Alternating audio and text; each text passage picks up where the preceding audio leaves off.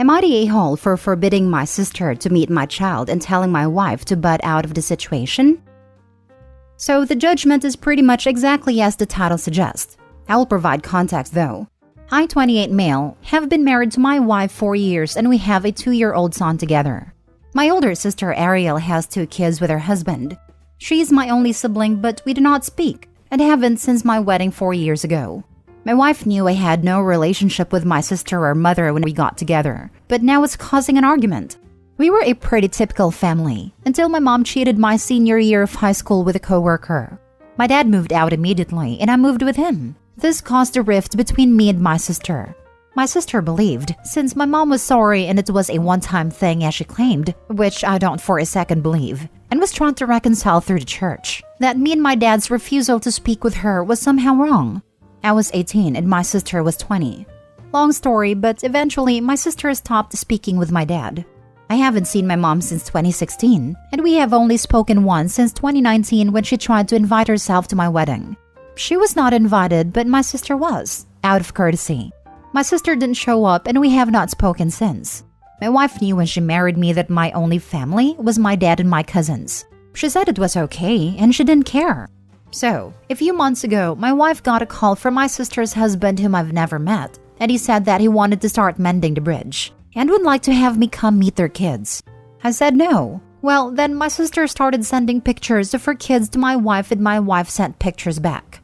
I told her multiple times I did not like this, and she told me she could send pictures to whoever she wants.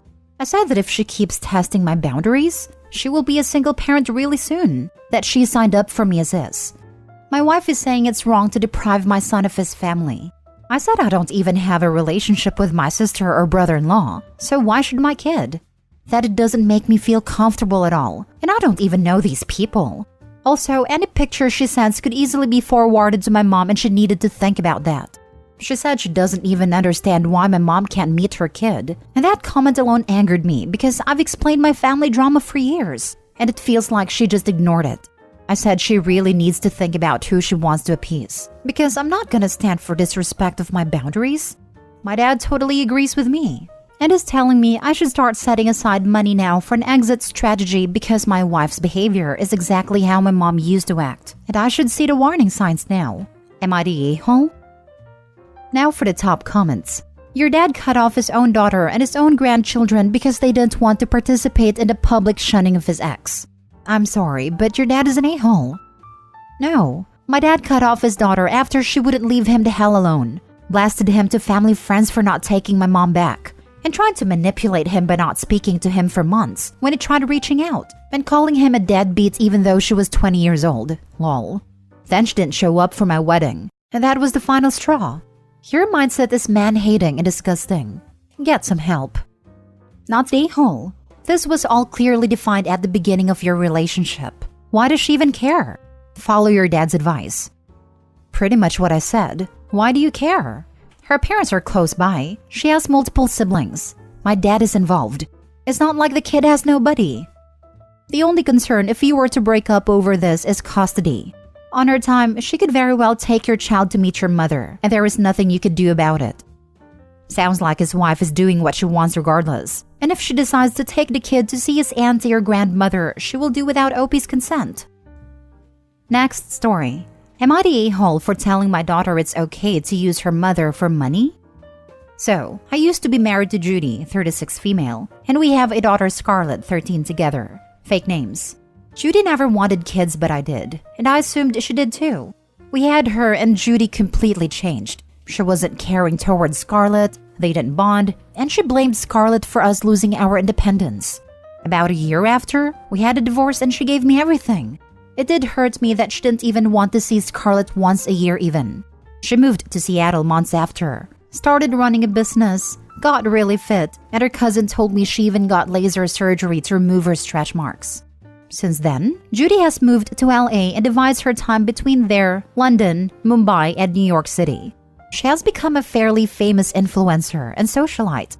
I check her Instagram every now and then, and she's been at parties with celebrities all over the world and seems truly happy. To her credit, every time her financial situation changed, she would come back and get our child support agreement changed to give more to Scarlett. Every time she'd come, she would spend time with Scarlett. She even kept it the same, even though my new wife makes a lot more money than both of us, and we don't need it now. About 3 years ago, she started calling more to talk to Scarlett. She would also come over more, and every spring break, she comes for those 2 weeks. She phones every night unless she's in London, Mumbai, or New York, in which case she just sends a text. On New Year's, she was at some celebrity's party but still took the time to phone. Now, I'm not saying that this makes up for anything, but she has been a presence in Scarlett's life. Well, we just found out that Judy's grandfather is very ill and is going to pass away within a month, maybe early March at best. So, she's going to India for spring break for his funeral and has requested to take Scarlett with her. I'm fine with that. My wife is fine with that. However, Scarlett got really upset at the idea of spending 2 weeks in India. I pointed out her mom will take her to all the nice places. She'll get to see great things, meet that part of her family. But she said that is not fair. So I pointed out that at the very least she can get whatever she wants out of her mom in those 2 weeks. My wife overheard and said I was an a-hole for telling Scarlett that it's alright for her to use her mom for cash since she has barely been in her life. I pointed out I didn't say that, but we argued, and since then I realized what I said kind of did amount to that. Was I the a-hole? Edit. Judy never told me she did not want kids. She allowed me to believe she did. If I knew she didn't, we would never have gotten married. You're the a-hole. If Scarlett doesn't want to go, don't make her go. Advocating for taking advantage of her mother is crappy. Is it wrong to point out that even if she won't be her mom's full attention, she can still get whatever she wants for those 2 weeks? I'm not telling her to drain her mother's savings account. Yes, this is wrong. You're teaching your daughter that time with people is transactional. Like if I go with mom, I get stuff, rather than allowing her to get to know her mom as a parent, not a bank account. Also, you answered your own question about why your daughter doesn't want to go. She won't be her mom's full attention. You've been her stable parent, and now you're trying to force her to be around strangers with no safety net. Her anxiety is valid. Stop forcing her because you want to be petty towards Judy. You're the a-hole. Scarlett got really upset at the idea of spending 2 weeks in India. Your kid doesn't want to go to India with someone she barely knows. Why would you push her on that? Because it's good for her. Not if she's freaked out about it. That's not a mindset where she's going to get something good from the trip. The main thing she's going to get is that you, her dad, don't care about forcing her to do something that feels unsafe just so you can get some petty revenge on your ex. So, your message to your daughter was, it's good to let other people do things with you that make you uncomfortable as long as they pay you. Great parenting. No way that message could go wrong. You're the a-hole. What I meant was, her mom can give her anything on that trip, and probably will give her that, so there's no harm in her going. Next story. Am I the a-hole for asking my husband to not drink on his 30th birthday? So me, 25 female, and my husband, 29 male, are expecting a baby somewhere in the next few weeks. I'm currently 35 weeks pregnant, and my husband's birthday is in 2 weeks. We were discussing the event yesterday, and I absolutely don't mind him celebrating it, and is very excited because it's his 30th. But I told him that since it's pretty close to my due date, I want him to not drink in case he needs to take me to the hospital. Now, I know the chances of that happening exactly then are slim, of course, but it's not impossible. I told him that I don't want to have to be taken by a cab and I want him to take me, as I don't want to be screaming in pain and potentially wetting myself in someone else's car. He said I'm being silly, and that there's no way I would go into labor in that time frame when he will be celebrating, and that he should be able to enjoy a drink with his friends, and that is not fair. I told him I haven't enjoyed a drink in 8 months, and it's really not a big deal. Am I an a-hole for asking him this? Edit. He wants to celebrate the birthday at our place, which is outside the city, so it would take a long time for someone to drive to our house and then all the way back. I understand that probably most births don't happen fast, but both my mother and grandmother had very quick births. I also understand there's plenty of situations where he might not be able to drive me personally, like if he's broken his leg or whatever, but these situations I can't predict. I'm not trying to control him. I very much encourage him to celebrate. But he's a lightweight, 1 to 2 beers, and is already tipsy. And no, I'm not mad because he can drink and I can't, and I'm not just being a mean woman. This is my first pregnancy, and honestly, I'm terrified of giving birth. Maybe it's not that scary. Plenty of women do it every day, I know. But things happen, and you never know what's gonna happen to you. And I need him there. present and sober, and I want to not have to worry if he's all there. Now for the top comments. You're the a-hole. And I say this as a woman with a toddler and a baby. Let him enjoy his birthday. It's going to be way harder to do things once the kid is there. The odds of going from absolutely no signs of labor to ready to go to the hospital in the course of a few hours is very unlikely. Is he planning on getting so absolutely drunk that he can't stand up for 2 days? My sister-in-law gave birth in the ER waiting room because they didn't make it on time to get her checked in. My niece was 2 weeks early too. Is having a drink or 5 really worth the worry it causes to your pregnant wife and the risk of missing something that relevant? Surely it's possible to make a game plan just for that night. Designate a driver who can drive Opie to the hospital just in case she happens to go into labor that night of his birthday. Opie's husband can agree to limit his intake to a few drinks, so he isn't very drunk. I feel like there's room for compromise here. No a-holes here. I can see both sides honestly.